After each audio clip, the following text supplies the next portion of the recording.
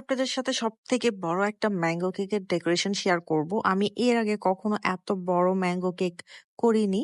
এটা ছিল একটা গায়ে হলুদের কেক আর কেকটা ছিল ৮ পাউন্ডের মধ্যে। বাট সবকিছু করার পর দেখা গেছে এই কেকটার ওজন ১০ পাউন্ডের মতো হয়ে গিয়েছিল।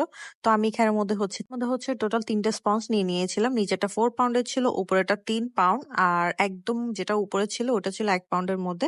টোটাল ৮ পাউন্ডের জন্য হচ্ছে আমি ৩ টে স্পঞ্জ নিয়েছিলাম। আর মাশাআল্লাহ আমার কেকগুলা এই কেকটার যতগুলা কেক আমি বানিয়েছিলাম মানে এই কেকটার জন্য আমি যে স্পঞ্জ গুলো বানিয়েছিলাম ওগুলো এত বেশি সফট আর সুন্দর হয়েছিল যে আমার মানে মনটাই খুশি হয়ে গিয়েছিল। কারণ স্পঞ্জ গুলা পারফেক্ট হলে দেখা যায় যে আপনার কেকের টেস্ট থেকে শুরু করে সবকিছু একদম পারফেক্ট হয়। আর আপনারা তো ভিডিওতে দেখতেই পাচ্ছেন স্পঞ্জ গুলো একদম স্পঞ্জি হয়েছিল, খুবই সফট হয়েছিল। তো এরপর হচ্ছে আমি প্রত্যেকটা লেয়ারের মধ্যে হচ্ছে ম্যাঙ্গো ফিলিং ইউজ করেছি, তারপর হচ্ছে হোয়াইট ক্রিম ইউজ করেছি। প্রত্যেকটা লেয়ারের মধ্যে আমি সুগার সিরাপটাও এড করে দিয়েছিলাম যাতে খেতেও ভালো লাগে। আর আমি